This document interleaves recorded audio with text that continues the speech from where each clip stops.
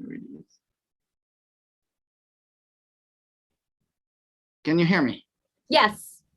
And I can hear you now. Yes. Okay. How are you? Good. How you doing, Theo? Well, not bad, not bad. Right, trying to document your story this time, because you're really a superwoman for doing what you're doing. I mean, there is no doubt. And so the format of the presentation is really, Paperboy doesn't know what's going on. He knows that you're Republican. He knows you're a candidate for public advocate. He knows, sorry, I'm gonna start again. They know you're candidate for public advocate. They know that you are running as a Republican. They know you have been a Republican all your life.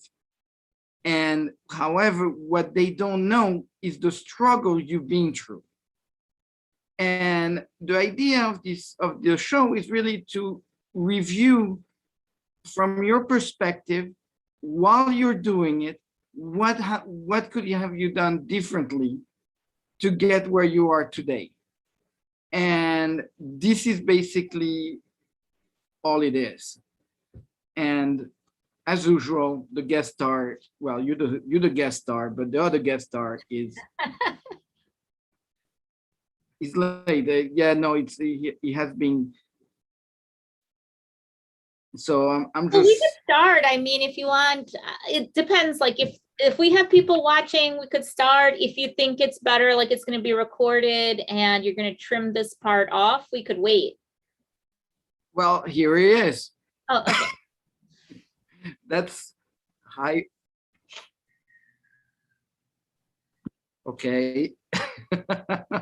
Oh. Hello. Hi. Hey, how's it going? Good. Paper. Nice to see you. Good to see you too. So, where are you? We can see you. I'm at my folks. I'm at my folks' place, so I'm getting a new we're not live, are we? We're semi-live. Oh, perfect. Okay, perfect. Yeah. We are live, but we cannot see you. Nobody sees you. They only see Dr. Devi. Oh, lovely. Hey. Hey. I'm on my ranch vibes today. Since we're speaking with the Republican, I'm giving my I'm working for you. My scraps. Oh. So thank you for doing this, Dr. Devi. So you're running, as I said earlier, the idea here of Zoom with Paperboy is to go over all the struggle that the system has put upon you. Paperboy has run for Congress, and he has gone through some of the struggle, but the system has put more struggle, has putting more wall. We're discovering more walls as we go through. And you have advanced further than any of us, because you have managed to get a debate, a live debate against your opponent. And to get there, you have done it literally in 5 months. You started the petition process. You went through the petition process. You ran for a position, and you ended up as the GOP nominee for another position. So a lot of things has to be asked. And I'm leaving Paper to lead the conversation, basically. Well, thank you, Theo. I'll just say one thing. I mean, I would never have gotten that far if I didn't have you, and also if I couldn't have learned from everything that you guys have done and from this site, Rep My Block. So, really, really, it wasn't me by myself. There's a lot of people helping me, but it wouldn't have been possible if I didn't have all these, learn from the people before me. So. That's fantastic. That is fantastic. Yes. I'm happy that all of that could help you and get to this point. So I like this because I don't know if we do this, but on this, we never really ask people what made them want to run for office, unless it comes up naturally, which I'm sure people ask you that already plenty. Actually, let me get another seat real quick. This seat is wet. So yeah, no, Devi, actually, that's a good question. What made you run? Let's go with that thing, because if I purposefully don't want to ask that, because I feel like if somebody wants to see that, they can see that somewhere, right? I feel like you've probably been asked that a bunch. So I kind of like to, if it comes up naturally, you know. Yeah. Okay, yeah. That's personally how I feel, because we're already at this point and there's so many other important things to talk about. But starting from here, I guess, what are some things that you are, let's just dive right in, is mainly what I want to do. Sure. What are some things that, because Theo, when he mentioned to me and he said, oh, you should talk with Devi and do this, he mentioned that you would come up against several roadblocks, running for office as a Republican, and you're running for public advocate, right? Yeah. Yeah. So, and the current public advocate is a Democrat, and obviously New York City is a heavily Democratic city. Just for clarity's sake, I'm a registered Democrat in New York City, though I identify much more futuristic than that. But yeah, so to that question, kind of like, what are some of those like roadblocks that you notice? And this is your first time running for office? Yeah. Okay. So I think, well, you brought up one thing first. Like, I think, so I'm a doctor. I kind of look at myself, if I just think in regular life before politics, if people asked, what am I? Probably would have said doctor, maybe depending on the situation, other things, like my group, like maybe a parent group, like, or something about like family or other things. But as soon as I got into this world of politics, it immediately became like your life is divided into political parties, and that's how you have to be identified. So as a doctor, I've never asked patients what political party they are. No patients ever asked me what political party I am. So a lot of them were even surprised to find out I was a Republican, because I don't know, just kind of the image, like, here's a person who's brown, here's a female. I think everybody just assumed I must be a Democrat. So this was a bit of a shock to a lot of people. Didn't really change anything with the patients, because I still took care of them throughout the pandemic. I was still working, kind of doing all these different things. But it was immediately sort of this challenge, because I felt like in my entire career, if I ever went to someone and said something, I always had sort of, even if it wasn't doctor, although I have been a doctor for almost 20 years, if I had that behind me, people would listen to what I had to say, if it was medical advice or something else. But this, as soon as people heard the word Republican, it was almost like they couldn't listen to anything further that I had to say. Like, every idea that I might have was called into question. Conversation was just ended. Like, I don't know. It was a very weird type of environment and situation. So I felt like I had to almost act as though I was an independent, or something. Like, I had to find some other way to try to get my message across first. And then if it came up, add the political party or something, because it just conjured up such a negative stereotype, especially in New York City, that there was no way that I could talk about anything like that I wanted to do for the city in terms of healthcare, like things that I care about. Like, I think people should have CPR training. We should incentivize that. There's so many people we could save, like, of all ages, if people actually knew basic CPR, like chest compressions. We can't even get to the point of saying any of that, because as soon as people hear the word Republican, it's like, oh, you know what? I don't know if I can talk to the Republican, so that was a very strange challenge. Quick question for context. So I'm going to I kind of lump like 4 questions in one.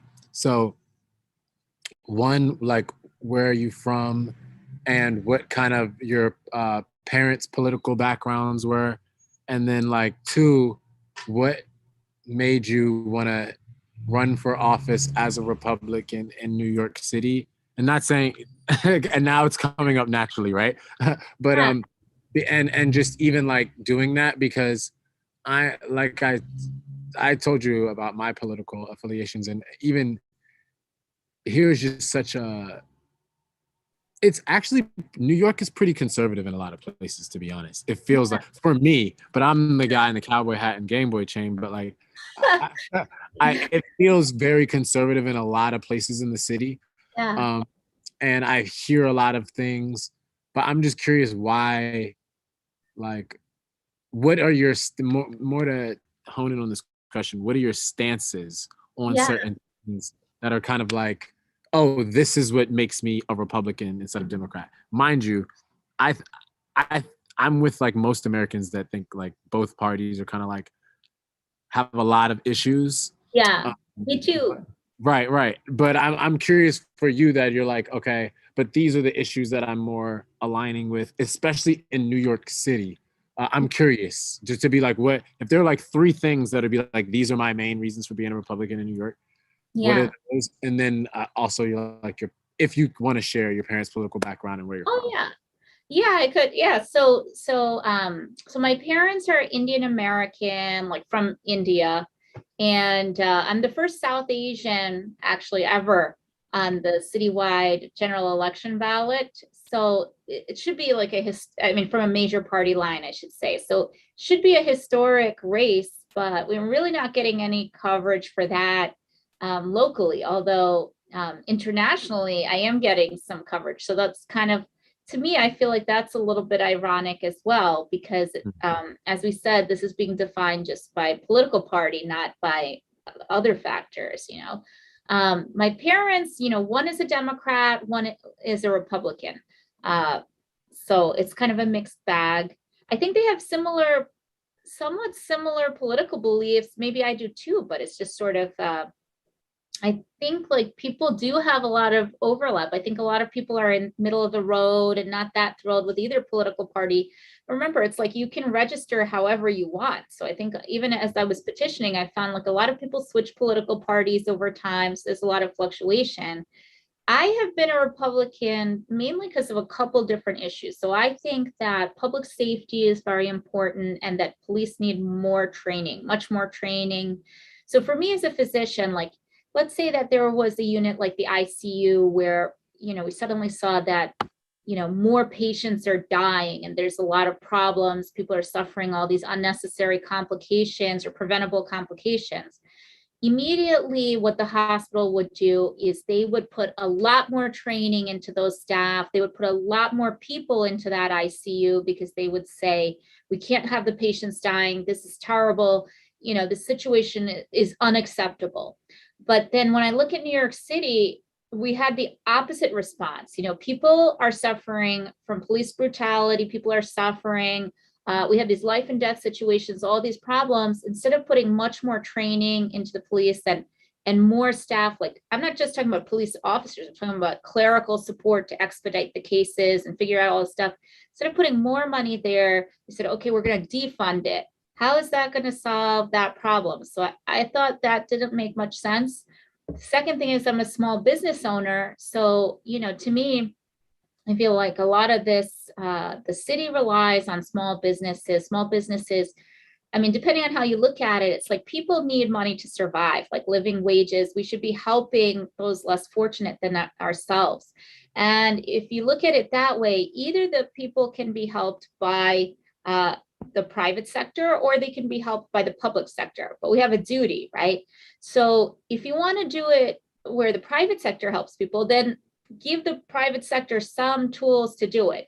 But instead, I felt like, especially during this pandemic, you know, for example, like my small business is a medical practice. So, you know, my employees are giving up their benefits to basically help take care of the patients, risk their lives between the crime and the subways, COVID and everything else.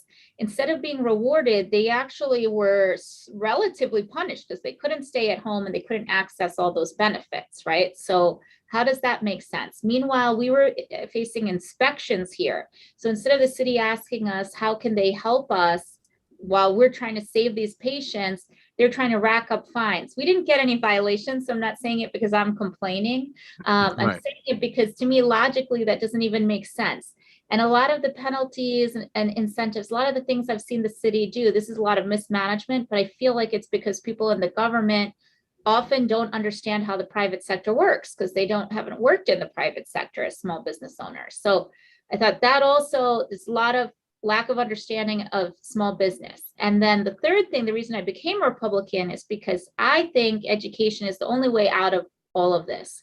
My grandmother never finished high school, but for me, you know, I'm a physician and the first South Asian in this situation.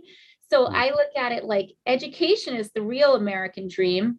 And, you know, it's the Republican Party that suggested school choice when I was 18. It was the Republican Party that there were no charter schools then, so, at least that I knew of. So, you know, it's the Republican Party was talking about not being sort of stuck by your zip code. So if you couldn't afford to move from where you grew up, at least like you would be able to access a school that might be better than, you know, the school that you were assigned to. So I thought that was really important. Like, why would you have to be stuck in a place just because you couldn't afford something else? So those three things were kind of what influenced me. There, a lot of the other stuff, it's not that I agree with everything, but I just felt like those are three things that I think are important. And then at many times through my life, but especially recently, I thought, you know what, it would be so much easier to register a Democrat just in terms of like the social stigma and all these other exactly. Yeah. That's even why I asked, because of mainly even the social stigma, because in New York especially. And you said you were from where again? I'm from New York. So I was born in New York. I grew up here for a little bit, but then I mostly was raised in Westchester. And then I lived in Chicago and Boston for a while and came back to New York. Well, I came back in 2008, and then I've been in the city for a long time, living and working here. But yeah, I mean, I have been like, I went to Columbia University for a while. I teach at NYU. Like my first job as a journalist was with MSNBC. So I feel like I have a lot of socially liberal views, but just for those three that matter to me, I feel like I just can't wrap my head around defunding police. I just don't think that the educational system is where it needs to be. And there's something, I think, like the way that we're approaching the private sector doesn't logically make the most sense to me. Interesting.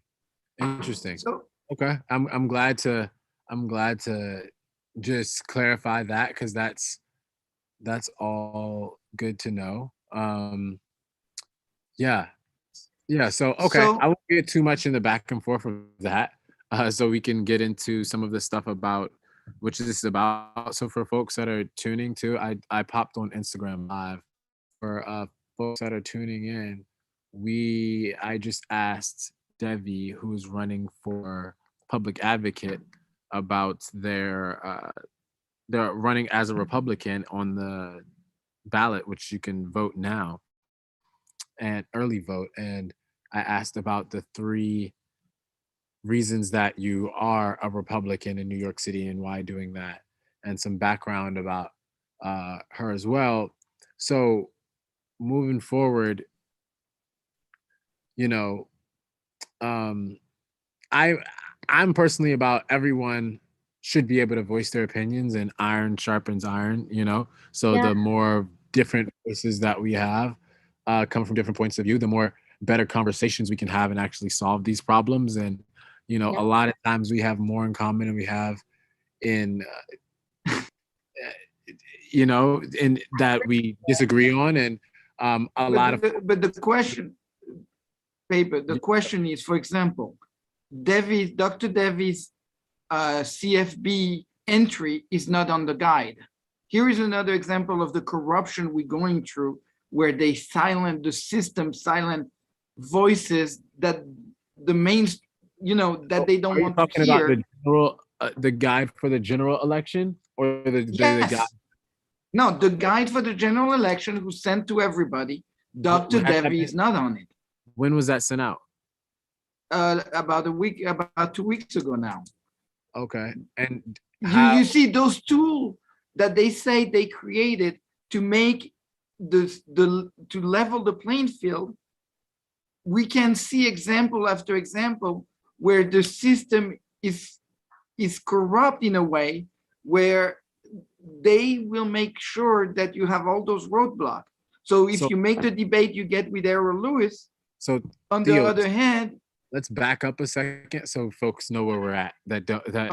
Sorry. So basically, the CFB is the Campaign Finance Board in New York City, and they allow for folks to. They provide a few voter resource tools, and it's really in a lot of ways in the hands of the establishment, but it's good people there, mostly that try to work hard. They have a voter guide, which is a thing that you get in the mail and has all of the things about the election and whatever new updates. And then it has all the candidates in there as well. There's no advertisements and it's paid for with taxpayer dollars. And so what Theo is saying is that, Dr. Devi, you were not in this recent one that came out for the general election. Now, I know I was in the one for the primary, and they have a date where you're supposed to submit stuff by. They have a date where you're supposed to submit stuff by, and they have some specific. They're kind of specific around some of the rules with that, but they let you print most stuff that you want to say, and they don't really fact check it. So I'm curious, how did that unfold that you weren't in that? Yeah, so as you said, mostly good people. My husband actually worked for them at one point, and he and I are different political parties. So, I think we do have like a lot of diverse opinions in the city, but obviously he's helping me with my campaign. But I was going to say with the Campaign Finance Board, so they have a deadline, and I tried to submit my profile by that deadline, but they had a problem with their website. So they extended the deadline. I still submitted it by email and everything, sent them the screenshots. They still had a problem with their deadline. So with their website. So they extended the deadline a second time. And then I submitted it through their portal. So they sent me confirmation emails that they received it. So there was no issue. They had received it. But they sent me an email saying that my opponent's name had to be changed from his name to the current public advocate, just the general title. So the profile, it's an extended thing. Like there's an essay, which is a statement. There's all these different little parts that have your resume, essentially, like these different sections, a photo, and then that whole thing gets put into a printed voter guide. It also gets put on an online thing. So in the grand scheme of this whole thing, to say that one sentence where the name has to be changed to the title public advocate is a minor change. So I made that change in the portal, and then I didn't hear anything about it again. And we had all these extensive emails about financial disclosures. My mom, who's the treasurer for the campaign, did like multiple Microsoft Zoom meetings with them. So it's not like we didn't hear from the CFB. There's constant contact with the CFB, which is the Campaign Finance Board. 8 weeks later, after all these emails and everything else, I got an email that I'm not going to be included in the voter guide because what it was I submitted this change, like I said, this change that anybody could have made through the portal instead of by email.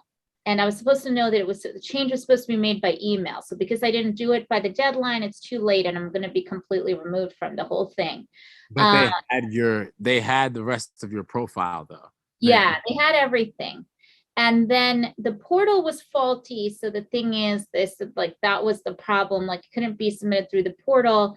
And even the thing didn't say clearly like it had to be submitted by email. So the whole thing sounded like we were getting lost in this bureaucratic thing where I said, well, we had 8 weeks where I could have sent it to you. I don't understand this. Anybody could have made that change. So So I asked them about this. I didn't hear anything. I filed a lawsuit about it, asked for a restraining order to stop them from sending out the voter guide that way. And can they put an insert or a postcard or something with my information so that voters, millions of voters, would at least know who I am? There's no response. My attorney contacted them, no response. And then we went to court. They said, well, this kind of treatment has not, nobody's done anything for anyone else. You should have known this. And then Theo actually, because he has integrity, vouched for me and said that he actually had made a similar error. And the campaign finance board, well, I'll let Theo say what happened. I don't want to speak for him. Well, But no, but basically you illustrate what happened. Two different people running for the same position get different treatment following the same rules. And this is just illustrate even more the corruption of the establishment and the system in the story, because I submitted, they said I couldn't use the name of the opponent. They sent me a revised version. We did it. I sent it back by email and I was included into the CFB guide. And Dr. Devi should have been followed the exact same procedure, and suddenly she doesn't get included. So the thing is, remember, not only, I'll just add, not only was I not included, it said I didn't submit it by the deadline, which isn't true. So what happened was I had raised about $80,000 in the week before the voter guide came out. 80,000 in a week, which is double all of the other candidates combined. And after the voter guide went out, because people lost confidence that if you know, why are they donating money to me? Because either I'm careless if I didn't, you know, do this, or I'm not serious, because why haven't I submitted my voter profile, which I thought was pretty strong, because I have a, you know, a small business owner, a union member, a doctor working through the pandemic, treating veterans. I had a pretty extensive voter guide profile. It was all gone. So then that following week, we only got $1,000 from donors. It dropped to 1/80th, you know, of what we had gotten. And so I couldn't qualify for matching funds, you know, because this was a critical time period. The voter guide was sent out earlier than usual. So the CFB said they can't correct the problem because now it's been sent out, even though it was earlier than it needed to be. They can't correct the problem. It would have been millions of dollars for taxpayers. Then they said I didn't meet matching funds, but my opponent did. So they gave him another $1 million of taxpayer money to beat me. And so this is our situation. But I'm still optimistic, but I just think that's not an impartial government agency. You're an active player in the whole thing. Wow. Yeah, so I can definitely vouch because I submitted like I said, a voter profile, and everyone tries to do it on the day before or the couple days before it's due, because you know, so because they're writing it or fine tuning it, so then the system always crashes. I don't know about always, but it definitely happened when I was running for mayor, and I've heard that it happened before, and then it sounds like it happened for you. And then when they say we're extending the deadline, whatever that deadline day is, it also crashes on that day too, because everyone's still trying to upload it. So there's a lot of problems around that. That's unfortunate. And you know, I wish I had if I was at home, I'd had my voter guide, the previous one and maybe this one, and I could show that for some of them, for these citywide offices, folks, they'll just have their picture and they won't have any other info. Like if it was something where they just have your picture and your name, and they might, if it was some discrepancy with ever, you know, they had the little, it's like a paragraph and maybe a couple other fields that it has, you know, they might just not have the paragraph, have the other fields that were A-okay. But the fact that it's like this all or nothing type of thing, and I know that this happens because I have the voter guide from the primary where I want to say Ray McGuire or somebody was in there, and I was surprised that there was nothing in the paragraph section, and he didn't make a fuss about it. So, you know, but maybe there was something with his situation with other candidates, you know, I'm sure that there have been. I was worried when I submitted mine that it didn't go through for a couple reasons, because there's like character limits and these type of things. And so that's unfortunate. And they kept me off the online one, which doesn't really make sense either, because online at any point in this, I've already sent them something. Can you put me online? Because it's, I've sent you a new one with it changed. Online, they don't even have to mail anything out. They just have to upload it, but they still haven't done that. So it's not like the voters might look something up online now, right? But they still can't see anything about me.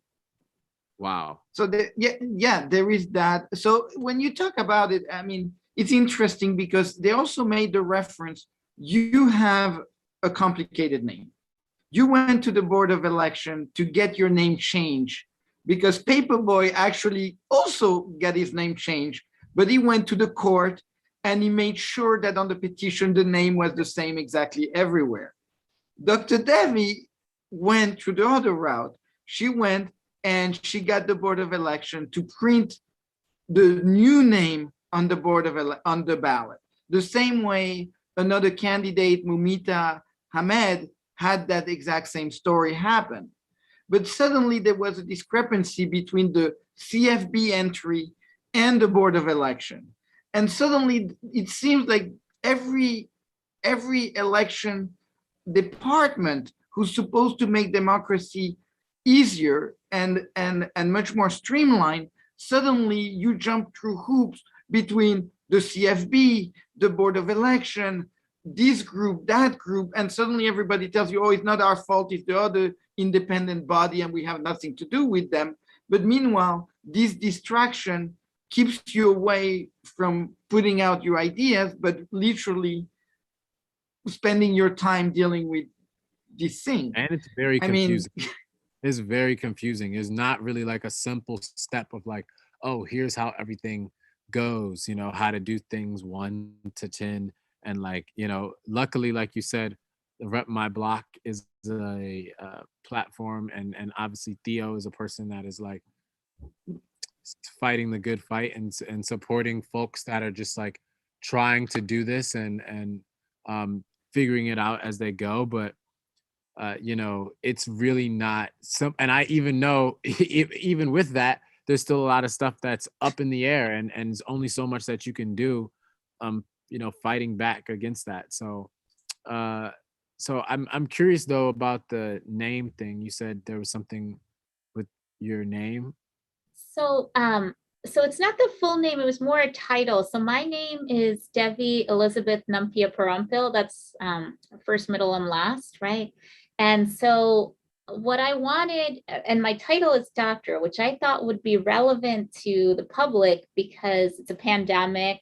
Not only that, I mean, I worked through the pandemic, but also a lot of people have mental health concerns right now because of all the changes we've been through. I worked at the VA for a long time where, veterans, whether or not they serve in combat, just the stress of kind of being prepared to go to combat and having to work in these kinds of conditions, the VA tries to use tools to kind of slowly reintegrate people into society so that you don't get like turned on and off like a light switch between all these like very chaotic conditions. Whereas I think like this city just expects people to stay home, isolated, completely change their lives, then suddenly come back, it's safe, get on the subway, it's just too much. So I think even that, I think doctors would approach differently. So for many reasons, and I'm a pain physician, so with our opioid crisis and people not having access to AA or NA for almost a year properly. Like, I think these are all relevant things, people not getting treated for their medical conditions. So I asked if the Board of Elections would include doctor on the ballot. So they told me, this was way in the beginning, they said, no, we don't include honorifics or titles. So I accepted that until I heard that there was another doctor who was allowed to use the doctor title on the ballot. So then I thought, well, if other people can use it, why would I choose not to? Especially, it seems like this is a particularly relevant time, Right. during this election. So I submitted written requests multiple times. I never heard anything back, and I'd email to see what's going on with my request, no response, So finally, I found out that what was happening was that somebody in the process would throw out my letters before it got to the people who can make the decision. And who are these letters going to? They're supposed to go to the commissioners who are over the These- Board of Elections? Yeah, these 10 lawyers, 5 Republican, 5 Democrat, who would have a hearing to decide whether you can have this doctor on the ballot or not. Because the idea is that you're not supposed to, but it's been done before. So then maybe I should be allowed to also, right? But they have to make that decision, and you need at least 6 people to vote in your favor to get it. So I kept writing the letters for them to make a determination, but the letters kept getting thrown out, so they never got them. So this was weird. This went on for months. And then I didn't know the letters were being thrown out, so I kept waiting for a response. But then, then it's not funny, but then Theo told me about how this process is, because I was kind of wondering what is going on here. Why am I not getting any answers? So, so anyway, so I tracked down this doctor who, this is where I had to be a little bit like a detective. So I tracked down this doctor. I talked to him to find out, did you really get your name on the ballot and what's the story there and stuff. So I verify all that information, the year of the election, the exact name that he had and everything. And then Theo helped me to get a copy of that ballot. So I had the original ballot. So that should be a precedent, right? That should be the legal precedent for me getting it. And then we found out about the Board of Elections hearing. It's all somewhat, like you said, confusing to find out when is this hearing taking place. Well, thank goodness my office is in the financial district. So I happen to be in the vicinity. I ran over there. I almost had a hard time getting past security to get and everything to get into this hearing, but I did. They told me it was virtual, not in person. But then I testified at the thing and I told them, you know what, like this is supposed to be about the voters. Well, I got faced not just with doctor, but then I got faced with this other law. You can only have 15 characters because of the laws of the ballot. Like you can only have 15 characters in the ballot. So my last name is 14 letters. So if you can only, and the last name must be included.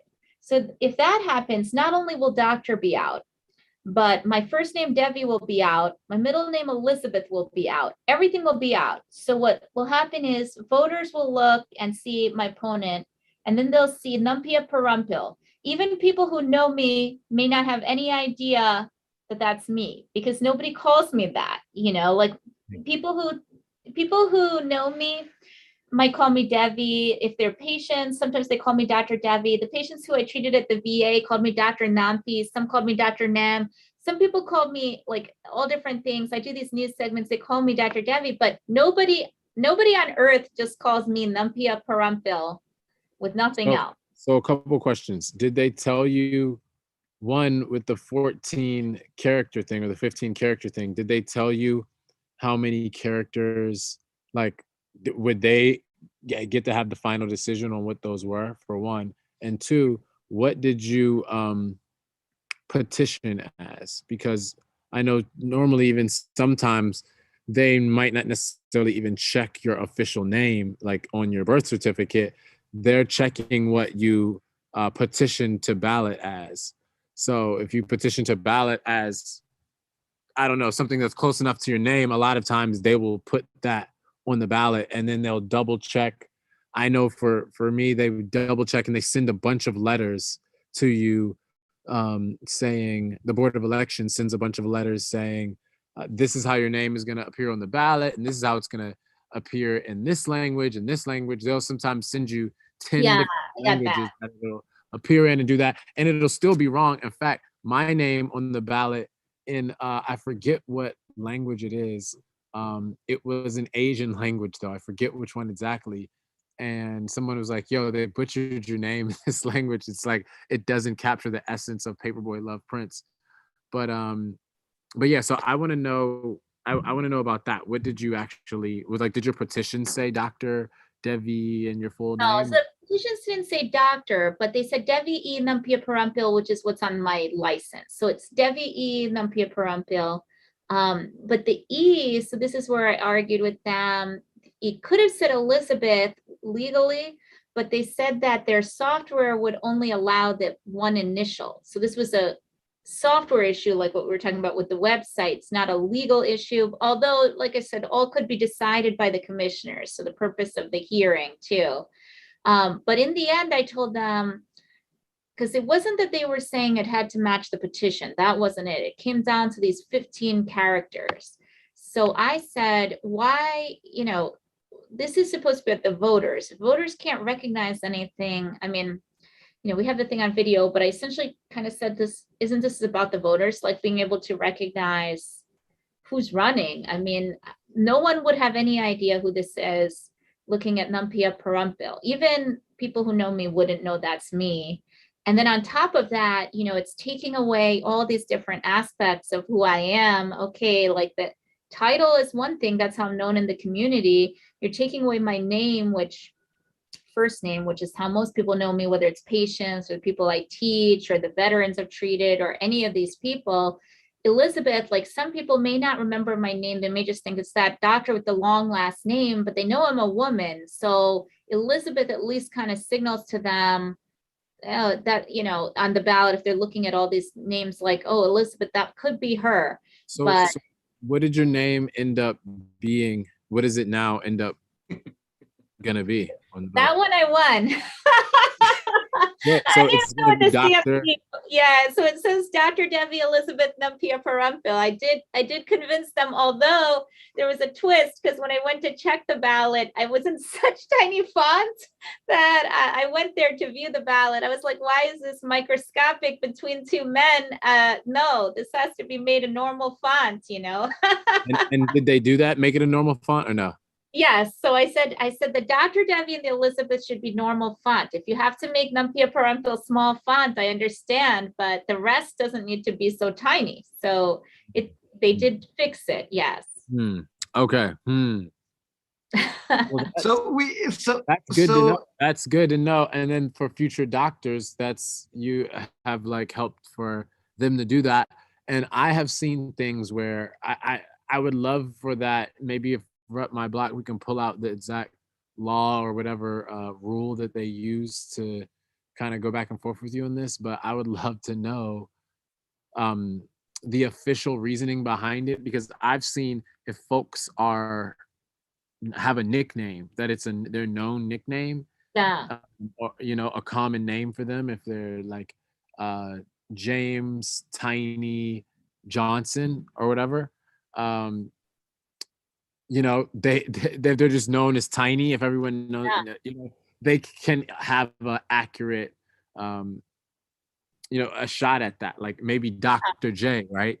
Well, that's what I said too. Like, I'm known in the community as Dr. Devi. So, to remove all of that is very, and say Nampiaparampil, it's not fair. Also, forget about me. It's also not fair to the voter. So another thing, I mean, another comment I'll make is about the party.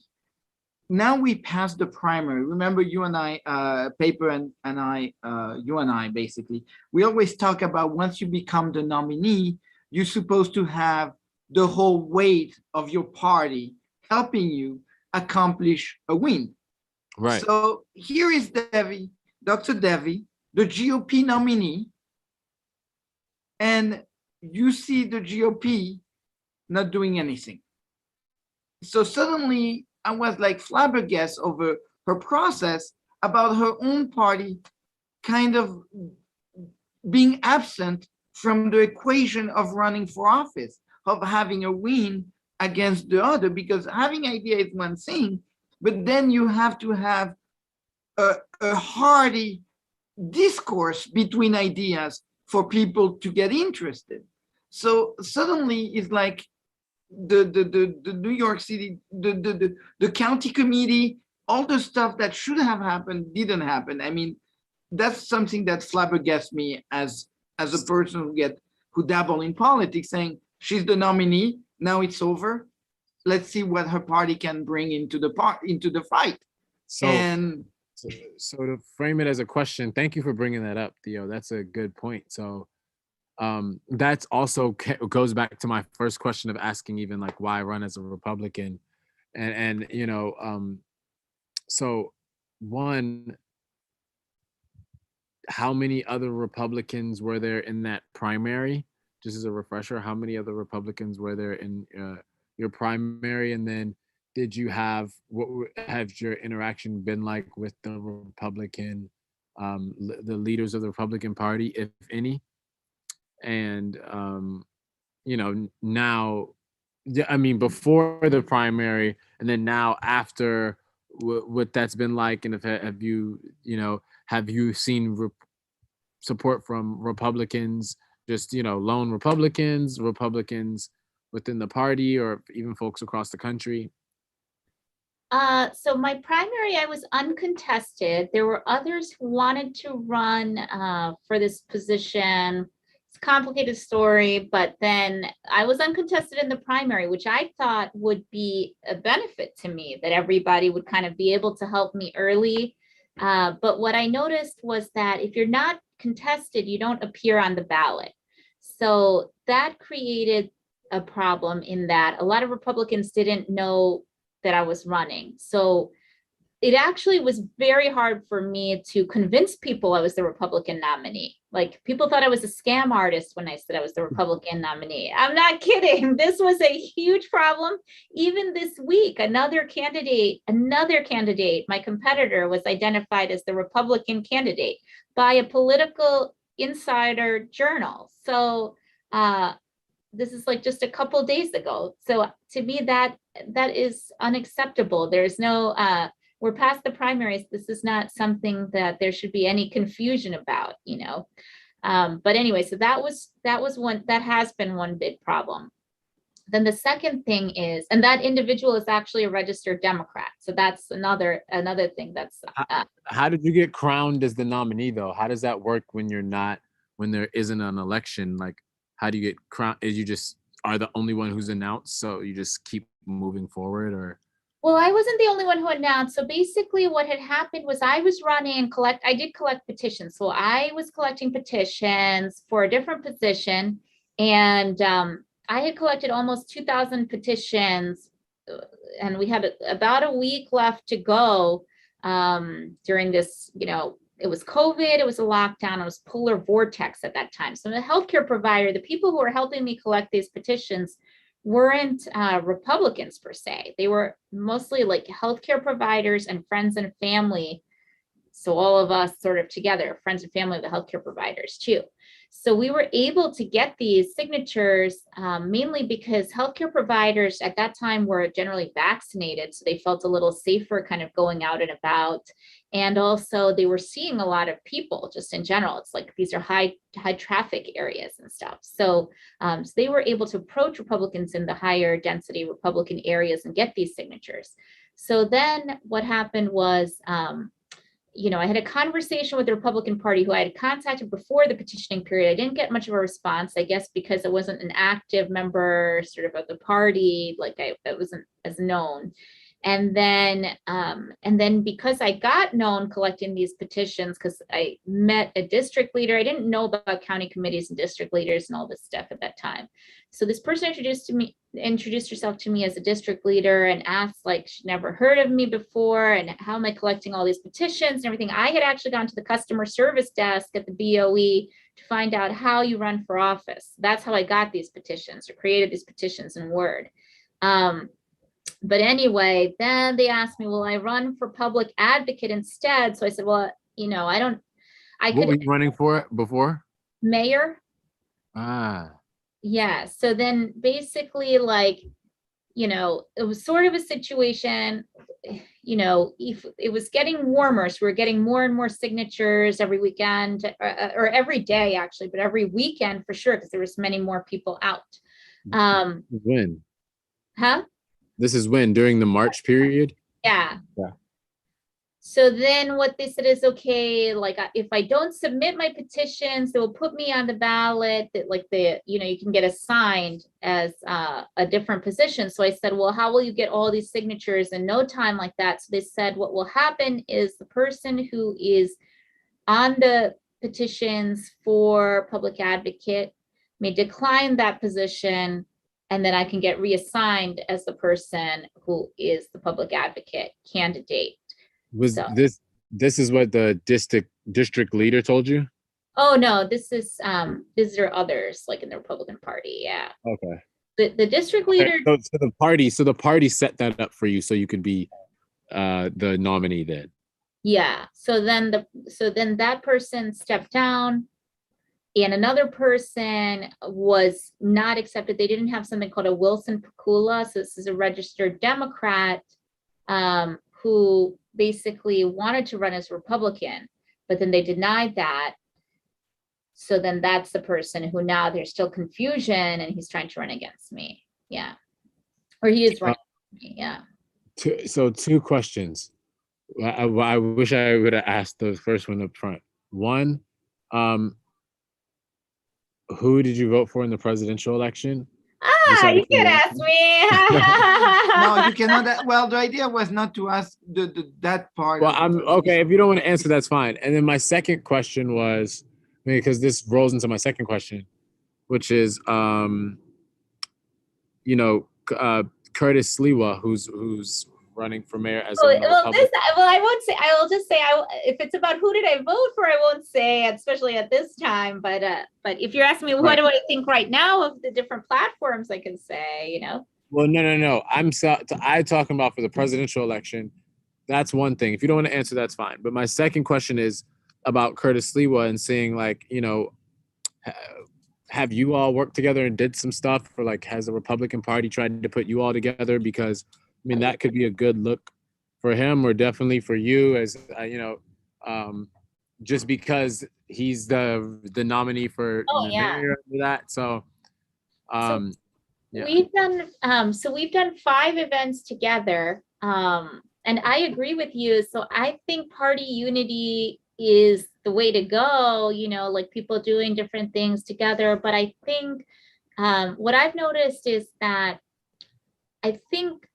two problems. I think that basically, like, I think the infrastructure isn't there as much maybe for a party in New York City. I think because I'm not sure exactly why, but I think maybe because the Democrat Party is so much larger, the number of registered Democrats, I think there's just more resources. So there's just a little bit more infrastructure. Even if there's more candidates, there's more infrastructure and organization. Whereas I think for ours, maybe there is a little less. So some parts are very well developed, but some parts are less so. So everybody tends to be doing sort of their own thing, because unless they've fundraised enough, it's very difficult. Like for me, I campaigned with Curtis Sliwa in the beginning, but then I realized, this is difficult because what I'm doing is not helping me raise funds. And if I'm trying to get matching funds, sure, I'm meeting people and I'm kind of out there, but I need to raise funds if I want to have a debate. And the only way I can win this election is if I'm going to have a TV debate. So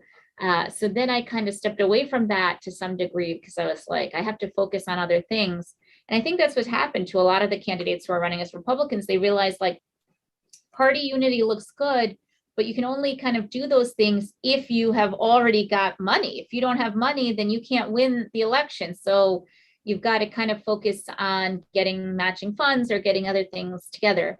Then the second thing I noticed is that because at least mentality-wise, so most of my donors are Democrats. And that's how I got the money the week before the voter guide went out. The way I got the money and the way I got to the TV debate is by getting donations from Democrats. Because the Republicans, although I believe I have support from Republicans, and volunteers and all this stuff, the problem is that I think Republicans are kind of weary because we've lost so many times in New York City. So they kind of have this feeling like, they may like me, but they feel like it'll never happen, kind of feeling like, it's too much, like they can't donate to all these different people and invest so much energy because it's, for many reasons.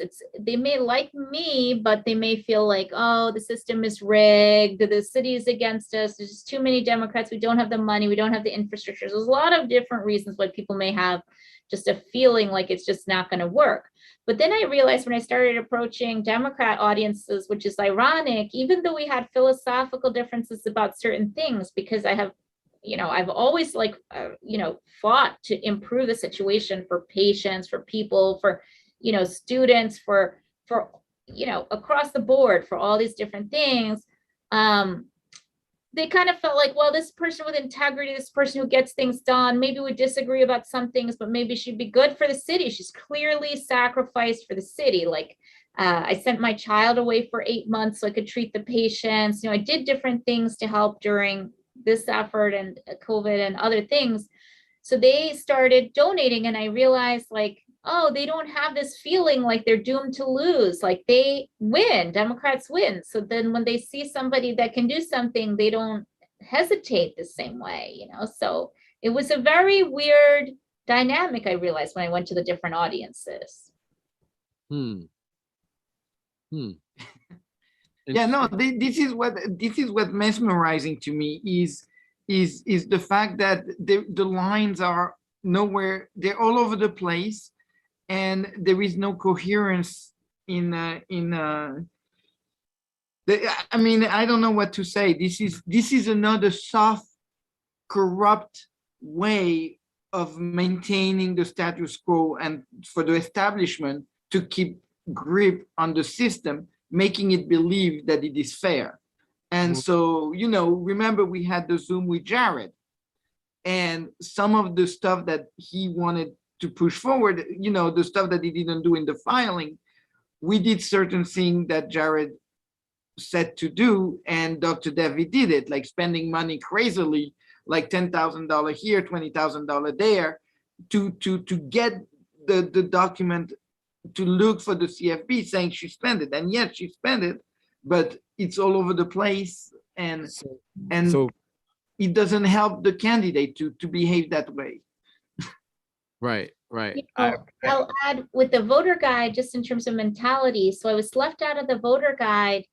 No Republicans texted me that I was out of the voter guide. And I talked to a few, and they said, oh yeah, the system is rigged, So I cannot find a single Republican that was surprised that I was not in the voter guide. But so many Democrats texted me that, oh, you're not in the voter guide. Why aren't you in the voter guide? So it was just like, I'm not saying that it had to be that way, but it was like the difference in mentality was apparent to me, because I was appealing to both audiences at the same time. That I think Republicans are not really like that surprised that there's something wrong. It's also just so many less Republicans in the city. Yeah. I mean, it's just such an overwhelmingly Democrat city. So it's like, naturally you would have more because there is so more.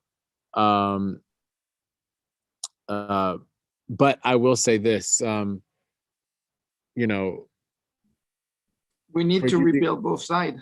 Yeah, so that's the thing. I don't know about that, but I do know that the one-party system, the two-party system doesn't work, but the one-party system, which we have in New York, really doesn't work. And the main thing about this is we need to get the word out that we have a one-party system in New York. And I feel like Republicans would do well to tell folks that, we need multiple parties and voices, not just one party. And then definitely, this finance reform, everything being around the money and how it's spent and when it's spent and who gave it to you and how much, and all of these specifics just to make you viable. I agree there should be regulation around it, but this being the, nexus which someone's viability, a candidate's viability is hung on, it just doesn't make sense for the voters and for the people and the common people. If we were all billionaires, then it's like, okay, that makes sense because that's in our interest. But most folks are nowhere near close to that. So I think that's great. I think we had a great conversation. Oh yeah, I agree with you completely about the campaign finance part, because it's like it pretty much all seems anti-establishment.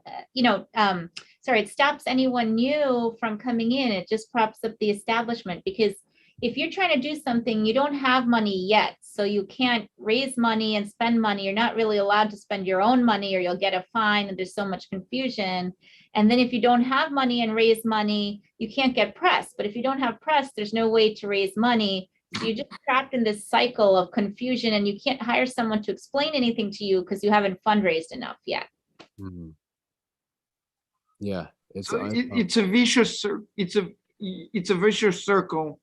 And that's what we're trying to do. So I guess we need to push out the word that stop registering as Democrat if you feel like you're more conservative. Register as a Republican and start fighting out with the Republican Party, I guess. So Dr. Devi, you're going to find 17,000 county committee on the Republican side for February of 2022, right? Because Paperboy here, they went on Errol Lewis and they told Errol that they're going to find 17,000 Democrats to run for county committee. Yeah. Yeah. So now we need 30 That between works. both of you. That's 32,000, 34,000, sorry. Yeah, we got work to do. Got a lot of work to do. I guess my question is, I was asking Theo, I don't know the answer. I think it is important to get more people involved in local government. I mean, it's supposed to be the voice of the people, and all of this is so hidden. I never even heard of county committee until this year. But then I wondered, like I saw, I saw somebody who is trying to change the system. It was a video post on Facebook. This person was trying to change the system, but it sounded like she was trying to do the same exact thing that we have right now, but just with new people. So I guess, how do you stop the same thing from happening, but just with a new batch of people?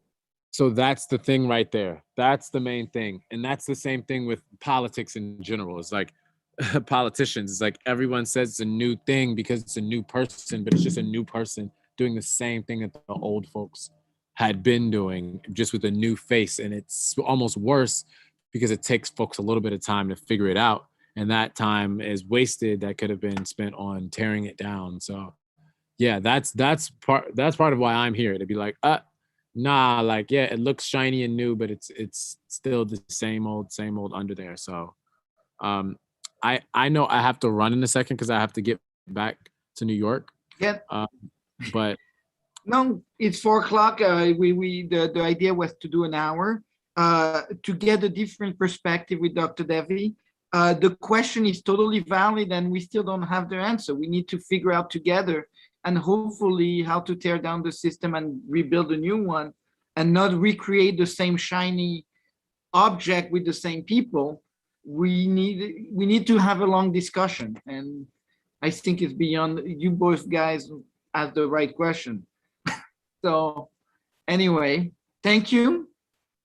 I never know how to end. We don't have a jingle to end the show, so paper, yeah, it's our time. I was supposed to do that at the beginning, but yeah. Yes. Well, thank you so much. This is dope, and hopefully someone else can learn something from this from before, and later on, and use this to help them. I know I learned some things. So, and hopefully you and I can meet sometime in person and we can talk some more, and best of luck on your election. Yeah. Theo, are you on the ballot too for something or no? Nope, I'm not. Okay. All right. Well, well, best of luck in your election, and yeah, we'll see everyone soon. Thank you. Thanks so much. It was a pleasure. Thank you. Thank you.